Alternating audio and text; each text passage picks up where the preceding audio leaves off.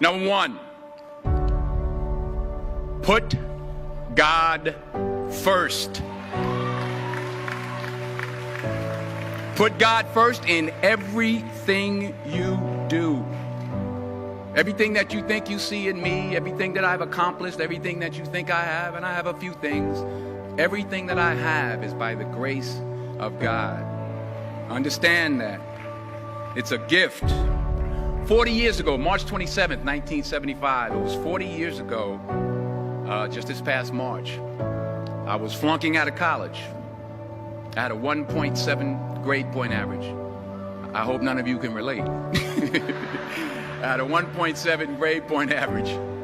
I was sitting in my mother's beauty shop. They still call it beauty shops now? What they call it now? Yeah, I'll sit in the beauty parlor. I was sitting in my mother's beauty parlor, and I'm looking in the mirror, and I see behind me this woman under the dryer. And every time she looked up, every time I looked up, she was looking at me, just looking me in the eye. And I didn't know who she was, and I said, she said, somebody give me a pen, give me a pencil, I have a prophecy. March 27, 1975, she said, boy, you are going to travel the world and speak to millions of people. Now, mind you, I was flunked out of college. I'm thinking about joining the army. I didn't know what I was going to do, and she's telling me I'm going to travel the world and speak to millions of people. Well, I have traveled the world, and I have spoke to millions of people. But that's not the most important thing, the success that I had. The most important thing is that what she taught me and what she told me that day has stayed with me since.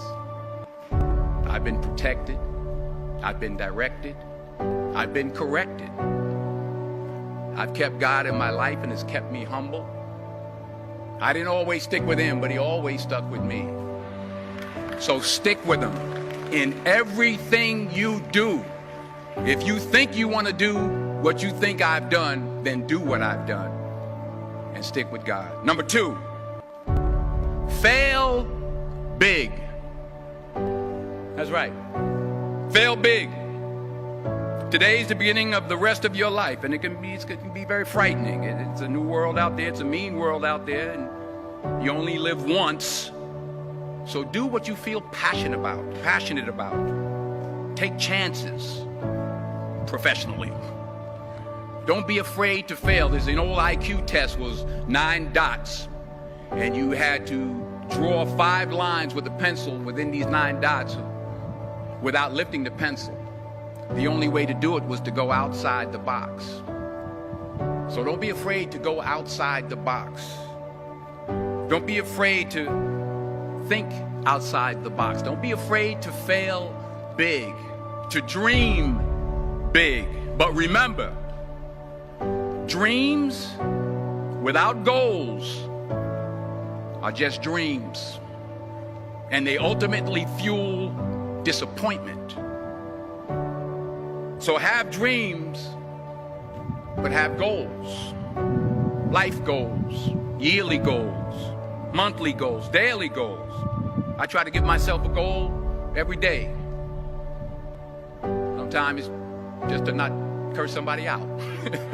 Simple goals, but have goals. And understand that to achieve these goals, you must apply discipline and consistency. In order to achieve your goals, you must apply discipline, which you've already done, and consistency every day, not just on Tuesday and miss a few days. You have to work at it every day. You have to plan every day. You've heard the saying, we don't plan to fail, we fail to plan. Hard work works. Working really hard is what successful people do. And in this text, tweet, twerk world that you've grown up in, remember, just because you're doing a lot more doesn't mean you're getting a lot more done. Remember that. Just because you're doing a lot more doesn't mean you're getting a lot more done. Don't confuse movement with progress. My mother told me, she said, yeah, because you can run in place all the time and never get anywhere. So continue to strive, continue to have goals, continue to progress. Number 3, you'll never see a U-Haul behind a hearse. I'll say it again. You'll never see a U-Haul behind a hearse. I don't care how much money you make, you can't take it with you. And it's not how much you have. It's what you do with what you have. We all have different talents. Some of you will be doctors, some lawyers, some scientists, some educators, some nurses, some teachers. Yeah, okay. Some preachers. The most selfish thing you can do in this world is help someone else. Why is it selfish? Because the gratification, the goodness that comes to you, the good feeling that I get from helping others, nothing's better than that. Not jewelry, not big house I have, not the cars, but it's the joy. That's where the joy is, in helping others. That's where the success is. Finally, I pray that you put your slippers way under the bed tonight, so that when you wake up in the morning, you have to get on your knees to reach them. And while you're down there, say thank you for grace. Thank you for mercy. Thank you for understanding. Thank you for wisdom. Thank you for parents.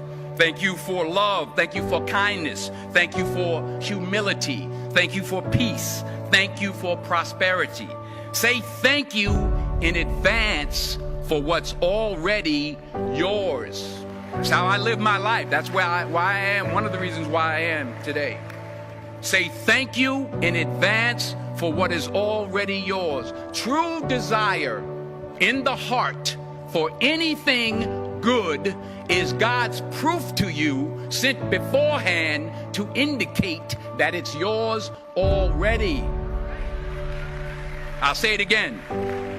True desire in the heart, that itch that you have, whatever it is you want to do, that thing that you want to do to help others and to grow and to make money, that desire, that itch, that's God's proof to you, sent beforehand already to indicate that it's yours.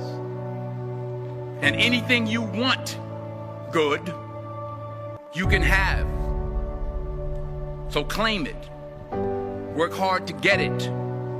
When you get it, reach back. Pull someone else up. Each one, teach one.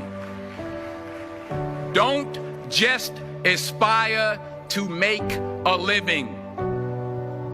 Aspire to make a difference.